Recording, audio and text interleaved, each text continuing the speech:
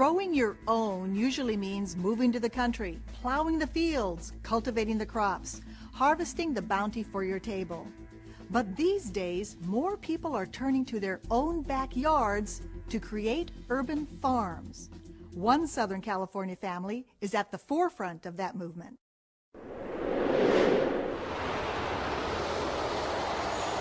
Drivers whizzing past on the 210 freeway through Pasadena have no idea that a stone's throw away from the fast lane is a lush but tiny Eden, a 4,000 square foot farm. It not only feeds a family, but revolutionizes the idea of what can be done in a very unlikely place, the middle of a city. This is city living, but I brought the country to the city. Rather than having to go out to the country, I just imported it. 63-year-old Jules Gervais started this backyard farm 10 years ago. It's a deliberate throwback to the storied days of self-reliant rural America. Jules and his children grow almost all the food they need, and everyone pitches in. 5 pounds of grapefruit. His daughters, Anise. We have another guy coming to pick up. And Jordan. Yeah, are you done? Okay. And his son, Justin. Their produce is organic, and their animals are, well, friendlier than average. Say hi. Say hi. We have eight chickens, 4 ducks, and 2 goats. I joke with people. I said I think my animals fit better in a city backyard than a lot of dogs in the neighborhood. The ducks and chickens lay thousands of eggs a year and keep the bugs in check. And they really made the dynamics of the urban homestead much more sustainable. Sustainable and dense. On their 4,000 square feet, they raise 400 varieties of vegetables, fruits, and edible flowers. 6,000 pounds a year, enough to feed themselves with plenty left over. And with the current passion at high-end restaurants for local, pesticide-free produce, chefs are literally beating a path to their door. Hi, how are you Hello, doing? good. How are you doing? So we have your order for the day. Oh, wonderful. And then I'll get your sorrel here. Stuff is really good. So what are you going to do with the sorrel? I'm going to use it to make a really nice relish with cucumber for a salmon dish. The family makes about $20,000 a year from their front porch sales. They use it to buy the crops they can't grow, like wheat, rice, and oats. I would say at the beginning, I didn't really believe I could do it. I had some doubts because I kept thinking this place is too small. There's no way that we're going to be able to feed ourselves. Plus, I never thought we could even grow the vegetables for the market. So how did this experiment in independent living begin? It all began 10 years ago when Jules bought some taco shells for dinner.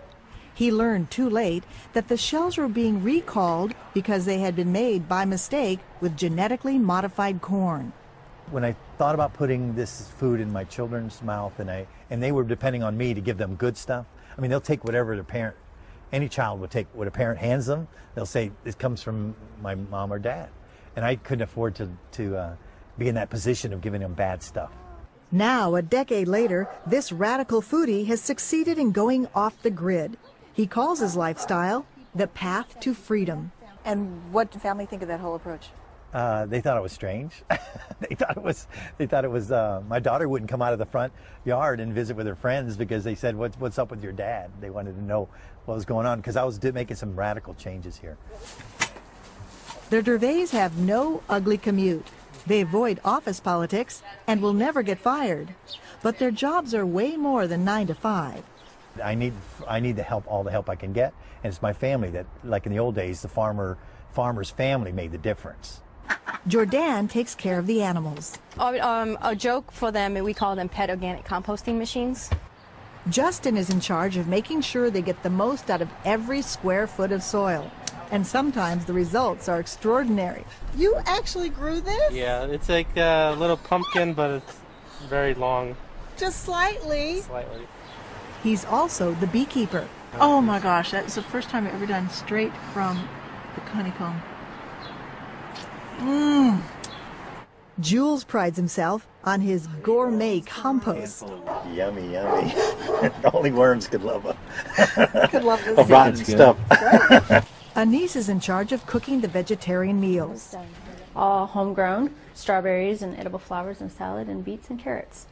and the canning. We got grape leaves, pickles, beans, and pickled peppers to all sorts of jams, tomato sauce. And the menu? That depends on what's in season. What happens when something's out of season? We just don't eat it. You're out of luck. It's out of season. There are no microwave ovens in this kitchen, and no Cuisinarts either. We have, gizmos, but they're just hand-powered. What little electricity they use is generated by these solar panels. How much is your electricity bill?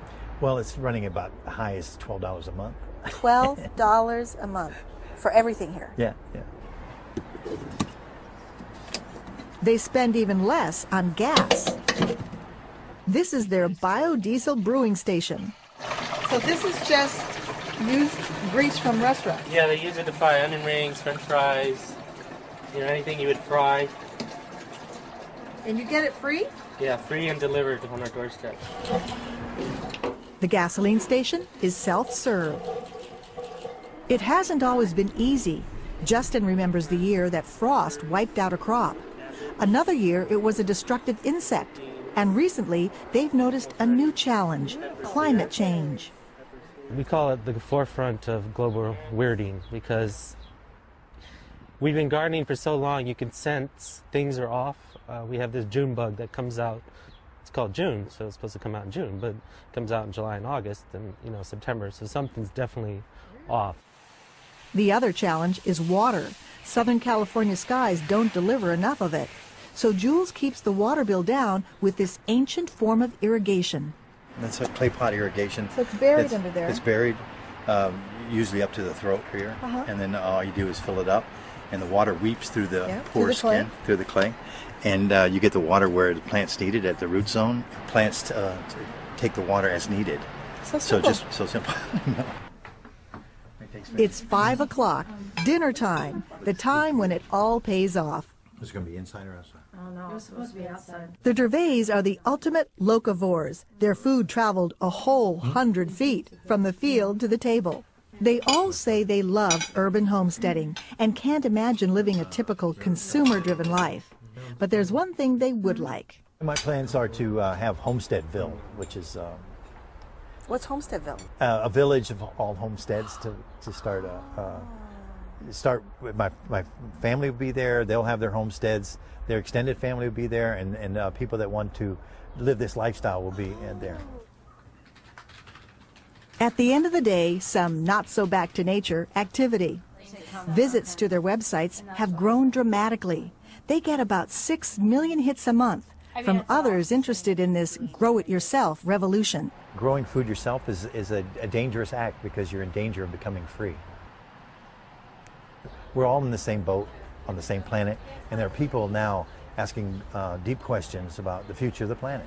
And they're willing to do this. They're willing to take a risk. It's a risk that has paid off for Jules and is blazing a trail for others.